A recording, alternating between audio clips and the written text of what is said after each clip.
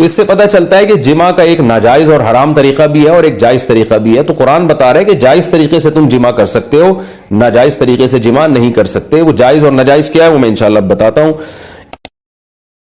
حالت حیض میں خواتین سے متعلق بہت ساری بے اعتدالیاں دنیا کے ہر مذہب میں رہی ہیں. یہودی کیا کرتے تھے کہ حالت حیض میں عورت سے بالکل کنارہ کشی اختیار کر لیا کرتے تھے, اس کے قریب بھی نہ جانا, اور کھانا پینا بھی الگ اور جھوٹا بھی الگ. تو بعض مذاہب میں کوئی فرق ہی نہیں تھا کہ حالت حیض اور پاکی کی ایام میں.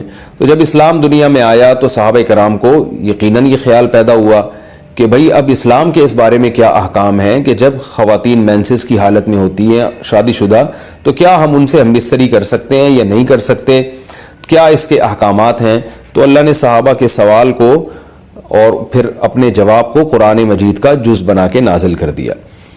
وَيَسْأَلُونَكَ, اور یہ لوگ آپ سے سوال کرتے ہیں, عن المحیض, حیض کے بارے میں. تو حیض کے بارے میں سوال نہیں تھا, اصل میں سوال یہ تھا کہ حالت حیض میں زوجہ سے ہم بستری جائز ہے یا نہیں ہے. تو قرآن نے اس کی طرف اشارہ کر دیا. قل, اے نبی آپ ان سے کہہ دیجئے, ہوا اذن, اذن اصل میں تکلیف کو بھی کہتے ہیں, گندگی کو بھی کہتے ہیں. تو یہاں گندگی مراد ہے کہ وہ گندگی ہے.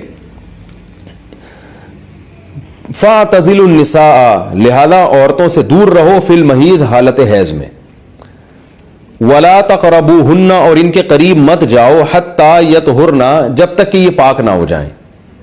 تو اس میں قرآن مجید نے جو لفظی ترجمہ ہے وہ قرآن کی آیتوں کا یہی ہے کہ ان سے کنارہ کشی اختیار کر لو. لیکن احادیث سے ہمیں پتہ چلتا ہے کہ یہاں کنارہ کشی اختیار کرنا یہ کنایا ہے ہم بستری کرنے سے, یعنی ان سے ہم بستری کرنا تمہارے لیے جائز نہیں ہے. کنارہ کشی سے وہ جو یہودی کر لیا کرتے تھے وہ مراد نہیں ہے یہاں پہ, اور اس کی تفصیل احادیث میں. تو قرآن نے چونکہ صاف لفظوں میں جمع کا ہم بستری کا ذکر نہیں کیا تو صرف کنایوں سے کام لیا ہے قرآن مجید نے. فَاعْتَزِلُوا النِّسَاءَ, ان سے اعتزال کرو, یعنی دور رہو ان سے. دور رہنے کا مطلب صرف دور رہنے سے یہ مراد ہے, صحیح حدیث ہے, نبی صلی اللہ علیہ وسلم نے فرمایا, اصنعوا کل شیء الا النکاح, حالت حیض میں اپنی زوجہ کے پاس تم جا سکتے ہو, سب کچھ کر سکتے ہو سوائے جمع کے. تو انٹرکورس جو اسے کہا جاتا ہے وہ حلال نہیں ہے. تو باقی نبی صلی اللہ علیہ وسلم نے فرمایا کہ ایسی کنارہ کشی کہ بالکل اس کا جھوٹا نہ پیو اور بالکل دور ہو جانا, اس کی اسلام میں اجازت نہیں ہے, اور نہ بستر الگ کرنے کی ضرورت ہے. تو یہ سارے قرآن کے کنائے ہیں. کنایا کا مطلب ہوتا ہے کہ آپ صرف اشاروں میں بات کر رہے ہیں, صراحتاً بات نہیں کر رہے. تو میں اس میں نقطے کی بات بھی بتاؤں گا کنایا کیوں ہے. کہ فَاعْتَزِلُوا النِّسَاءَ فِي الْمَحِيضِ, عورتوں سے حالت حیض میں دور رہو, وَلَا تَقْرَبُوهُنَّ, ان کے قریب مت جاؤ. تو یہ قریب جانا بھی اصل میں جمع اور ہم بستری سے کنایا ہے, یعنی اشارہ ہے ہم بستری مت کرو. تو جمع کا صراحتاً ذکر نہیں کیا جا رہا, تو مراد وہی ہے کنایا, کنائے میں بات کی جا رہی ہے. ایک جگہ قرآن میں آتا ہے لا تقربوا الزنا, زنا کے قریب مت جاؤ. تو ممکن ہے کسی کو اشکال ہو کہ وہاں تو ہم یہ کہتے ہیں کہ زنا کے قریب بھی مت جاؤ, تو وہاں قریب نہ جانے سے ہم حقیقی معنی مراد لیتے ہیں کہ بھئی زنا ایسا کام کرنا جو زنا یعنی زنا تک لے کر جاتا ہے وہ بھی تمہارے لیے حرام ہے. تو وہاں تو یہ ترجمہ کرتے ہیں, تو یہاں بھی وہی ترجمہ ہونا چاہیے, ولا تقربوهن, ان عورتوں کے قریب بھی مت جاؤ. یا مطلب کیا ہے کہ اس گھر میں بھی نہ رہو, اس کمرے میں بھی نہ رہو جہاں تمہاری جو بیوی رہتی ہے جو مینسز کی حالت میں ہے.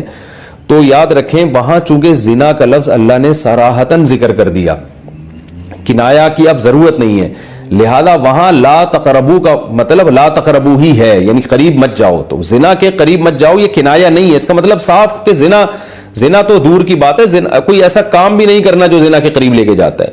لیکن یہاں اللہ نے ہم بستری کے لفظ کا صراحتاً ذکر نہیں کیا, لہذا جہاں ذکر نہیں ہوتا تو وہاں اشارتاً ذکر کیا جاتا ہے, اور اشارتاً جب ذکر کیا ہے تو یہاں لا تقربوهن, یہ قرب سے خاص قسم کا قرب مراد ہے, اس سے مطلق قرب مراد نہیں ہے کہ کسی کے بھی قریب چلے جاتے ہیں. تو یہاں خاص قسم کا قرب مراد ہے. وہ قرب یہی ہے کہ مکمل جمع کرنا حالت حیض میں, اس کی اجازت نہیں دی جا رہی, لیکن اللہ نے اس کو گول مول طریقے سے کنائے کے ذریعے ذکر کیا ہے.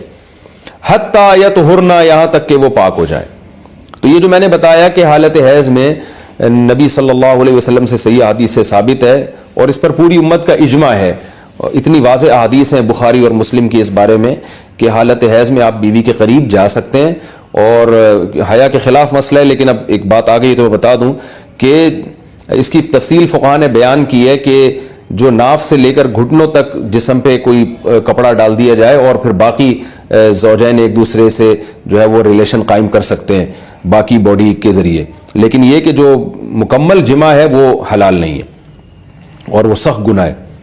آگے اللہ نے ارشاد فرمایا فَإِذَا تَطَهَّرْنَا، پس جب وہ مکمل پاک ہو جائیں، فَأْتُوهُنَّ، تو پھر تم ان کے پاس آؤ۔ اب یہ بھی دیکھیں ان کے پاس آؤ یہ کنایا ہے جمع سے، یہ نہیں کہ آپ کی زوجہ جو ہے وہ جب حیض سے پاک ہوئی ہے تو آپ اب اس کے پاس جا کے چائے پی سکتے ہیں، وہاں بیٹھ کے کھانا کھا سکتے ہیں، یہ مراد نہیں ہے، یہ سب کنایہ اور اشارتاً قرآن بات کر رہا ہے۔ فَأْتُوهُنَّ، تو ان کے پاس آؤ، یعنی مطلب ان سے تم جمع کر سکتے ہو، جمع کرو ان سے، من حیث امرکم اللہ، ایسے جیسے اللہ نے حکم دیا ہے۔ تو اس سے پتہ چلتا ہے کہ جمع کا ایک ناجائز اور حرام طریقہ بھی ہے اور ایک جائز طریقہ بھی ہے۔ تو قرآن بتا رہا ہے کہ جائز طریقے سے تم جمع کر سکتے ہو، ناجائز طریقے سے جمع نہیں کر سکتے۔ وہ جائز اور ناجائز کیا ہے وہ میں انشاءاللہ بتاتا ہوں۔ ان اللہ، بے شک اللہ تعالیٰ، یحب التوابین، توبہ کرنے والوں سے بھی محبت کرتا ہے، ویحب المتطہرین، اور تطہر جو ہے نا یاد رکھیں، دیکھیں یہاں دو لفظ استعمال ہوئے ہیں، ایک استعمال ہوا ہے طہورا یطہرو حتی یطہرنا، اس کا مطلب ہوتا ہے پاک ہو جانا، اور ایک ہوتا ہے تطہرنا، باب تکلف ہے، یعنی تھوڑا تکلف سے پاک ہونا، اہتمام کر کے۔ ایک پاک تو یہ ہے کہ بس چلو بھی پاک ہو گئے، ایک ہے کہ بہت یعنی پاک صاف رہنے کی بڑی کوشش کرنا۔ تو جو صفائی پسند لوگ ہوتے ہیں نا، وہ جب تک صفائی کا خبط ان کے اوپر سوار نہیں ہو جاتا اور تکلف نہیں کرتے اس وقت تک پاک صاف وہ رہتے نہیں ہیں۔ تو اس لیے اللہ تعالیٰ نے تکلف کے ساتھ طہارت کا حکم دیا۔ تو اسی وجہ سے بہت سے علماء کہتے ہیں کہ اس سے حالت حیض کے بعد غسل کرنا مراد ہے، کہ اگر عورت کے 10 دن سے پہلے حیض آنا ختم ہو جائے تو عورت پر پھر واجب ہو جاتا ہے کہ وہ باقاعدہ غسل کر کے اپنے آپ کو پاک صاف کرے۔ تو یہی مراد ہے اس سے۔ اللہ نے فرمایا فَإِذَا تَطَهَّرْنَا، جب وہ مکمل پاک ہو جائیں، فَأْتُوهُنَّ مِنْ حَيْثُ أَمَرَكُمُ اللَّهُ، تو پھر اس طرح آؤ ان کے پاس جیسے اللہ نے حکم دیا، بے شک اللہ تعالیٰ محبت کرتا ہے توابین، توبہ کرنے والوں سے، وَيُحِبُّ الْمُتَطَهِّرِينَ، اور خوب تکلف کے ساتھ پاک صاف رہنے والوں سے۔ تو توبہ اور تطہر کا تذکرہ کیا۔